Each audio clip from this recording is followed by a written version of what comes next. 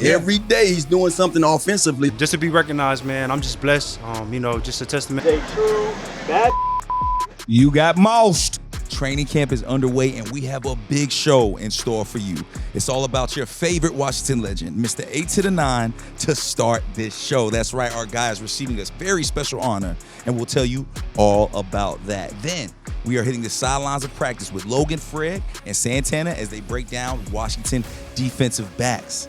And future Hall of Famer Brian Mitchell sits down with our guy Frankie Luvu out at training camp.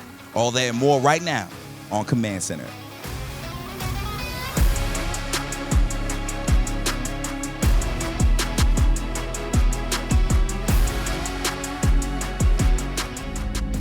Future Hall of Famer Brian Mitchell has an extremely important message from one of our favorite Washington legends. Well, it gives me great pride to do this, man. A lot of places I go, people ask me, are you and Santana related? I'm like, nah, we just hang a lot, And as I began, I was always a big fan of Tanner, and as I watched him play, and I hang out with him, I see why, because the dude is about his business, and you always do a great job. And I tell people, well, you know what? Tanner and I hang so much, we need to be hanging together for the rest of our lives. And I think we will be, brother, because first game against the Giants, you coming up in the rafters. You going in the Ring of Fame, brother. Yes, sir. Love you, man. Congratulations. We love you so much. Your whole fam pulled up from Mr. 8 to the 9. The whole family is in the building. What a special moment, and no better way to start the show than that. What's good, Commanders family? This is Command Center. I'm here with Logan Paulson, Fred Smoot, and the man of the day, Mr. 8 to the 9. I'm your host, Brian Colbert Jr., my brother. We just saw that amazing moment. We just lived that amazing moment, man. I'm glad you made it in today. Yeah, me too. Me too. Voice a little hoarse, but how was it celebrating yourself, man, in that moment? Now I'm thinking about September 7th. Yeah. I'm like, because if I felt that way yesterday, Lord have mercy, I'm finna be fighting back. I'm gonna be trying to make sure I do some practicing with my tear ducts to make sure they don't come. I don't have no water running from my tear ducts. But man, I don't understand how it feels to feel that way until you feel that way. Yeah. And I told my friends, my family the other day, I was like, look, brother, y'all surprised me. Y'all know I don't like surprises, but I'll take that 100 more times, man. I mean, I feel great, man. And last night, everybody, we got a chance to, reflect a little bit, talk, drink. Ryan and everybody came out with me, so I appreciate them boys for doing so, man. Hey, in the immortal words of the great poet Tupac Shakur, you shed so many tears. Shed so many tears. You shed so many tears. Like I knew it when they said that. Tanner don't really like surprises. Oh my God! But I knew it was gonna touch you in a way because that immortalizes you. We all go to college and we see these statues, and we all go to different cities and see these names sketched in time. Your name will always be at the older stadium, the new stadium. Yeah. Man, congratulations, brother. That's real talk right there. And it couldn't happen to a better guy, man. Like, seriously, great human being, great player. But yeah, it's the person that makes it go. You know what I'm saying? Did you have any idea of what was going on? Because you are somebody that watches. I watched you the whole time. People starting to come in. NFL camera was there. There was a lot going on, man. When did it actually hit you? I just knew something was strange going on today. I'm like, man, why is ESPN there? Why the lady with the camera been sitting here the whole time? And then I saw, Glenn walk in. I'm like, what Glenn doing over here? And then before you know Glenn said he had to bring that steak. Before you know it, I'm listening to B. Mitch, and he's talking. I'm trying to see, where we going with this? You keep talking about Tanner. Yeah. And then he said forever. And when he said forever, I was like, I know he ain't talking about no ring. And we ain't got none of them. As soon as he said it, boy, I'm talking about the tears started. Bro, I'm so happy I had these shades on. Yeah, man, I'm happy I had shades on. I'm so happy, man. As soon as you started, I just put my head down. Like a little baby, man. I was boohooing, man. Well, hey, man, you deserve that moment. It was amazing. It was dope to celebrate you. It wasn't just us, the Command Center family that celebrated you. It was also the Washington Commanders. Let's take a look at Tanner getting the guys right at training camp during the huddle speech. This is your can't miss moment presented by FanDuel. Make every moment more with FanDuel, an official partner of the Washington Commanders. Let's get rocking, man. A couple good shit I saw today. Double wins all over the place, man. An iron sharpening iron all the way through. But before we get rocking today, I thought cool to know that one man will be forever recognized as a true bad and heavy hitter with this organization, just named to the Ring of Fame. That's amazing, man. Thank you, man. It's amazing, Thank bro. You. It is amazing. Yeah. Thank y'all, man. You in the alley? Oh, I'm in the alley? Fellas, what's up, baby? Hey, man, such a great feeling, man. And I'm pretty sure you guys not quite there yet, but as players, we don't have those thoughts in our mind when we out here putting in the work between these white lines. So I want to tell y'all, man, first and foremost, just continue to punch the clock, baby. Don't take this for granted. And I've been out for, 11 years now, man, and I have flashbacks every day of what it was like being on this field, preparing for battle. And you guys brought something last year to this organization, to this fan base, to us, former players, man, that I haven't felt in a long time, man. The way y'all approach the game with the passion, the fire behind that passion, the love for it, and then you go out there and put up W's, man. I couldn't think of nothing else better to say, but job well done. So continue to kick, like Coach say, and raise hell, baby. I appreciate y'all.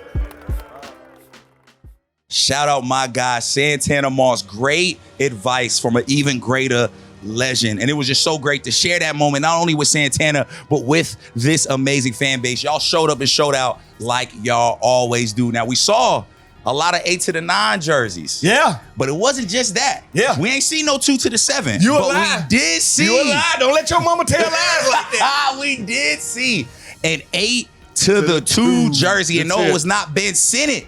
It was that boy. It wasn't Michael Logan Logan. My man pulled up in the full Logan Paulson thread, as you can see it. The whole time. Had the hat. It was good. Had the voice. Did not have the excellent beard. Logan.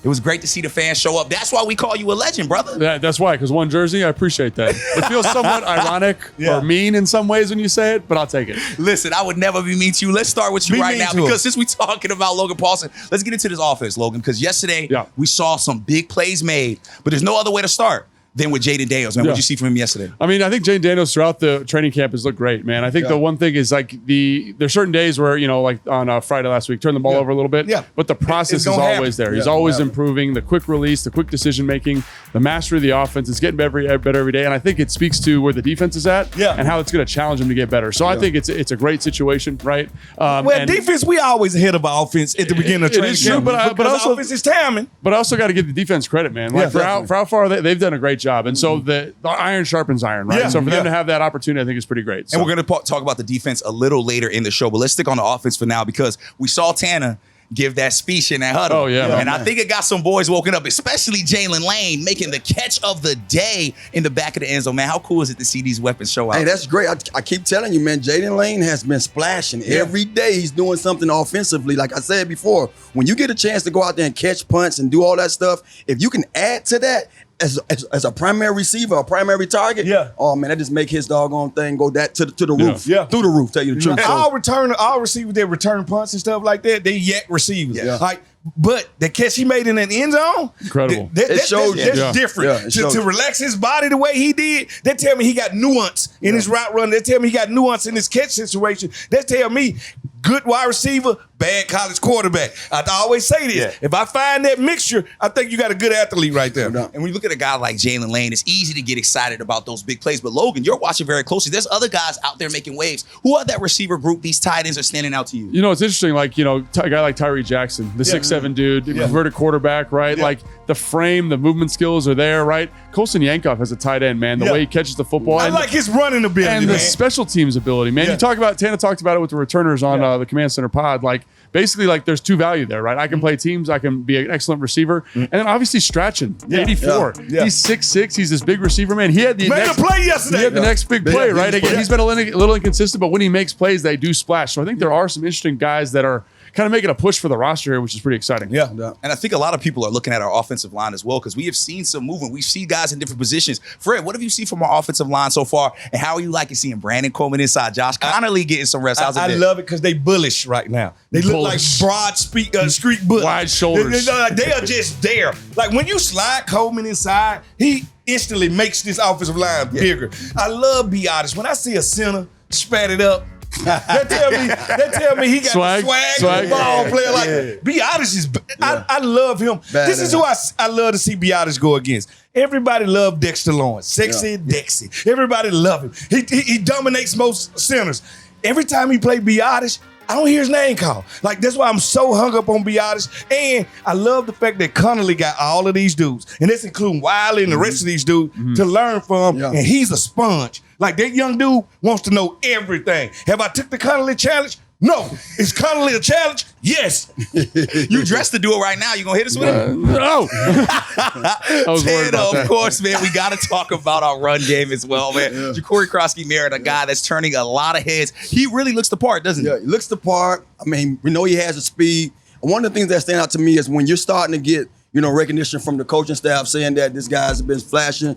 That's always good signs in training camp. So I'm looking forward to seeing what he's going to bring this year. I think when you come to, we talk about, what we already have in the backfield. When you got a guy, he's a switch hitter. Yeah. You could bring him in or sit him down and bring another guy in. That's what you want. You don't want the same kind of talent back there. So I'm looking forward to what he's a violent runner. Like, but also, guys, today was the first day of pads. You know what I'm saying? So we still got, and I think running back's one of those positions that, like, while he's looked great moving around, I want to see him get tackled, get stood up, and that's where, like, the preseason, the joint practices. But don't he got a little Pacheco in how he tears the turf up? Dude, he does. I saw him run out here the other day. Like, he looks like a little awkward, but he's like, he's attacking the ground. Yeah, he's attacking the ground. Yeah. And you could tell the impact before we go, the fans made, being here in that building, that noise being made. Now, Tana, the fans were in the building for you and the players as well, man. How great is that to see that energy around this team? ESPN's here, Fox here, NBC's here, all this national media is here. How great is that to see? It was great. It was great seeing. I mean, we didn't know who they was here for. I thought they were here for Jaden, but I love the fact when we get the fans in the building, man,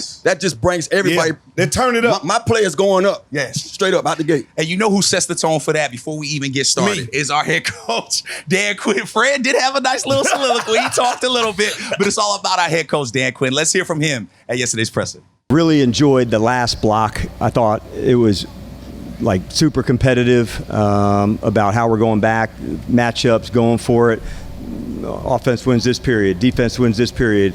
Kickoff return work against each other. As the same day we're working kickoff return, we're evaluating guys on kickoff coverage. So this intensity level of work, that's what I've been impressed by. And so I thought that was a very, very effective 3-day block. Now the power of doing it again. And so the power of doing it again. And so that's what I look for today. But at the end, I love doing the situations because then, Candy, the focus goes even higher, even stronger. And I really want to see us in those moments, all on the line, seeing where it's at, everybody to the sideline, 5 seconds left, 47 seconds left. So those are the moments I want to see the focus and the execution in those spots over and over and over. There's certain parts of practice that are more heightened, and the competitions allow us naturally to do that. Over a week into training camp, and the pads are on. We know that our guy Logan is juice, so let's send it down to the fellas who are down on the sidelines breaking down our defensive backs. It's time for Securing the W, presented by Hercules Fence. Security in every job. Fellas, it's all you. Thanks, BC. Appreciate it, buddy. And again, we're talking DBs again today, Tana, and I think it's not by accident, right? This has been one of the most impressive groups in training camp so far.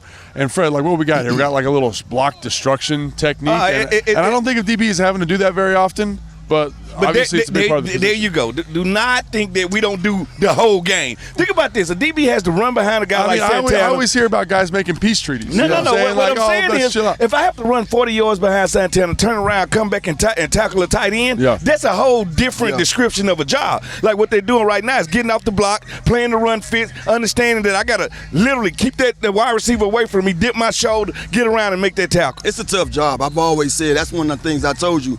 Growing up, I was a defensive back first. Yeah. And when I got to high school, I told myself I have to make a business decision because do I want to tackle or do I want to score a touchdown? So that's one of the reasons why I went to scoring touchdowns instead of tackling. So you have to have that kind of mindset and you have to be wired for it. Yeah, and I love this drill because, again, we're working extension of the arms. And I think the other thing, too, is the hat is behind. Yeah. Right? It's not in front of the ball carrier. And that's something they changed a couple years ago in terms of tackling technique to help you kind of keep the head nice and safe. You know what I'm saying? You got to, man. I love that we're always, we talked about this with the defensive line a couple days ago with Sean Springs and Fletch, but the attention to detail. Yes. Right?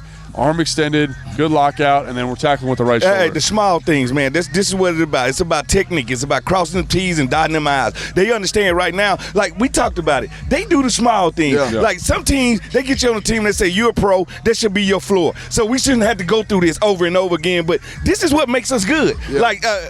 Understanding that I need to work on these things daily. And if you give me these tasks daily, I will do the right thing when you put me in a game. I'm not sure, and I don't like to bring up old stuff, but bro, we talked about this last year or a year before.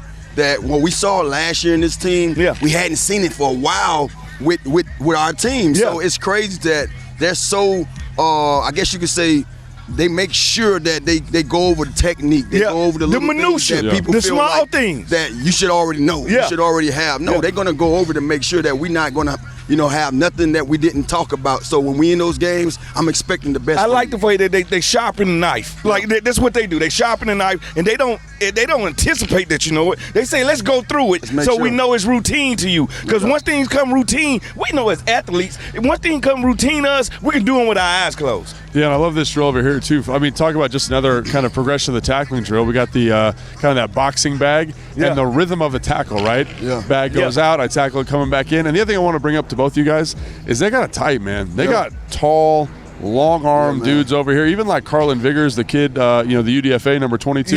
His jersey's rolled up right now. Like, look at the arm length on that guy. They're like football players. And then Prince, number 37. Look at the arm length. They look apart for real. Oh no, they look good getting off the bus, and that's what you always want. And the thing about it is, man, like the rhythm that you like.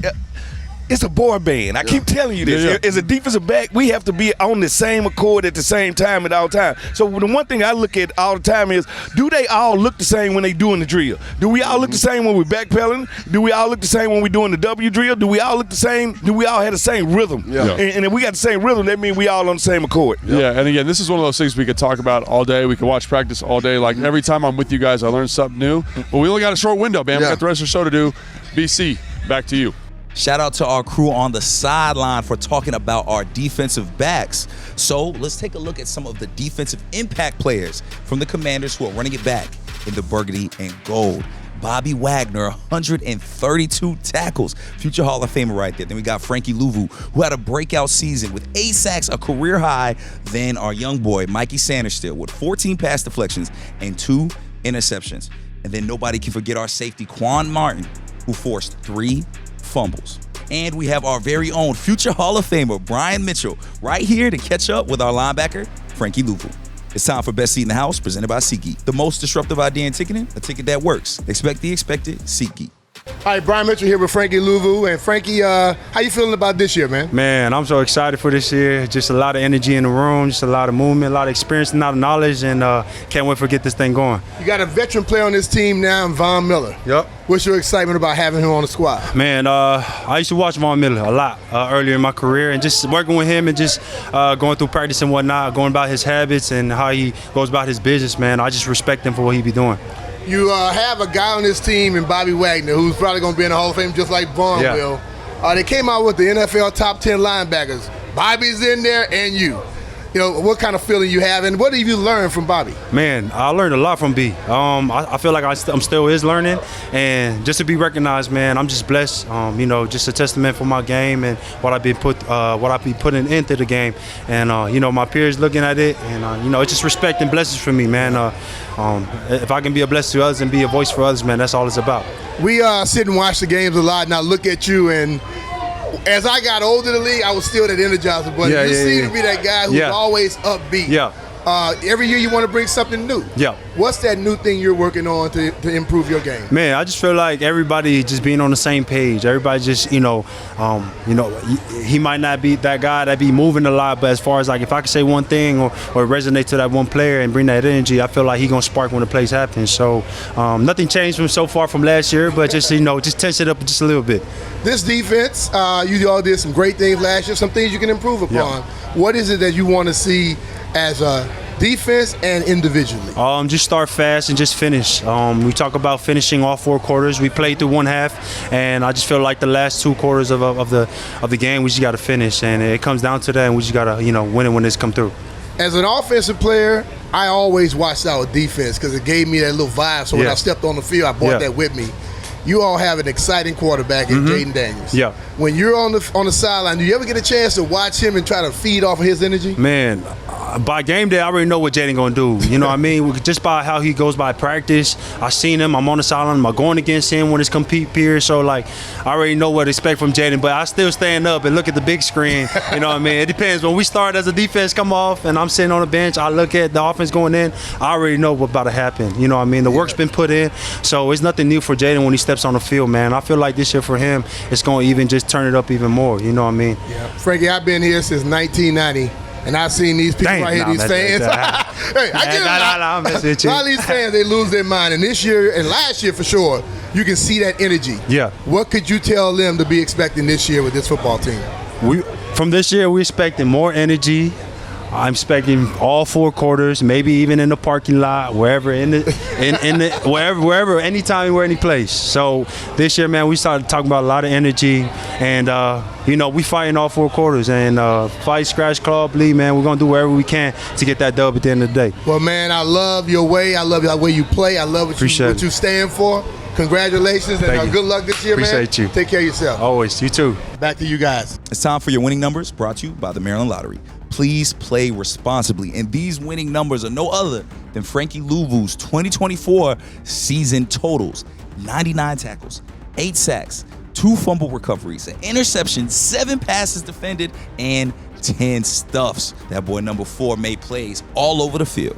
Fellas, you saw those numbers from Frankie Luvu, and you got to know when the pads are on, a guy like Frankie Luvu's really going to show up. Logan, what do you see from Frankie and the rest of these linebackers that first day of pads? I think the thing that sticks out to me is like Bobby Wagner, just incredibly consistent, man. Yeah, like you could set your watch by that guy, right? His ability to get in the right position on tackles. And then Frankie, the flexibility that he brings to the defense, right? Yeah. Sometimes he's an edge, sometimes he's an interior rusher, sometimes he's dropping in coverage. And that's been nice to see him kind of grow in his game a little bit, because I didn't consider him in that way. But I think that really exciting thing about the linebackers is the next tier, the Jordan McGee's, the Dominique Hamptons, right? The Kane Madranos, right? Even Arnold from BC, right? They've got some guys in there that are being used in multiple ways that have really unique athletic skill sets. So love that position group. And it's kind of been fun to talk about because you have the veteran leadership of Frankie and Bobby and all this youth and kind of opportunity with that second group of guys. Bobby Wagner reminds me of watching a Michael Myers flick. As he quietly just walks towards you. He's gonna be there. And you can run all you want to, but he's gonna kill you. Dude, right? That's a great dude. I love it, man. I love it, Fred. That's the thing. So you feel the suspense come up, and then you got a guy like Freddy Krueger, aka Frankie Luvu, pop up in your dreams. Like, you don't want him because he can do it so many different ways. Yeah. Like, I'm eager to see him pass rush this year, because I think he's gonna do that at least 30 to 40% more than he did last year. And when I think of Frankie Luvu, I got one vision in my head, and that's just him continuously jumping over the Philadelphia line. Like, that just, even though it doesn't count, it left an impression on us. It left a stain on the world when it comes to Frankie Luvu. And man, something we talked about was these receivers getting off, but our defensive backs made some big plays yesterday too. We all saw that Mikey Sanders show interception. Tanner, man, what are you seeing from our secondary, and how does that make you excited for what our defense can accomplish this year? You know, one of the things that we've been talking about for years is just having those guys. Now they have the depth.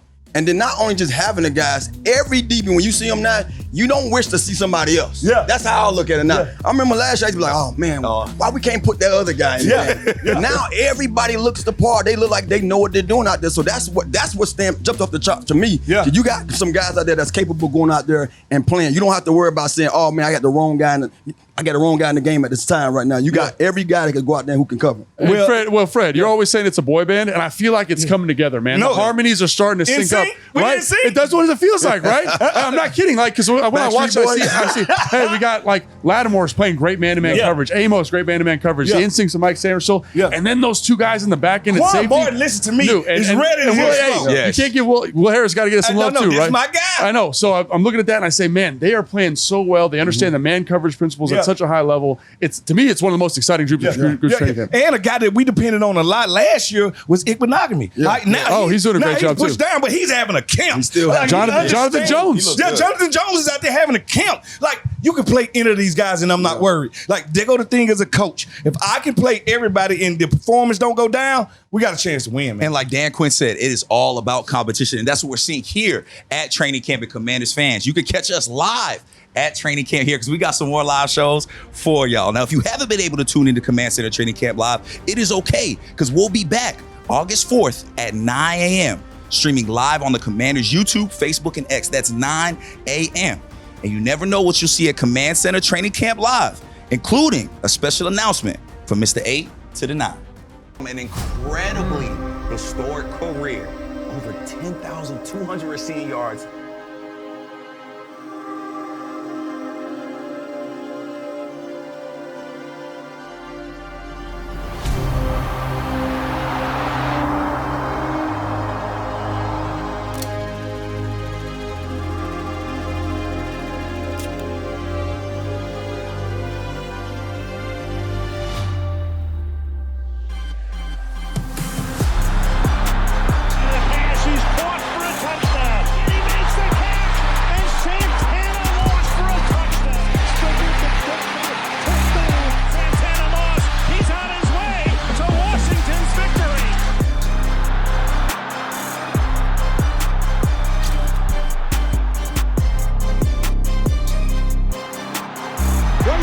Santana Moss, who's got it, touchdown!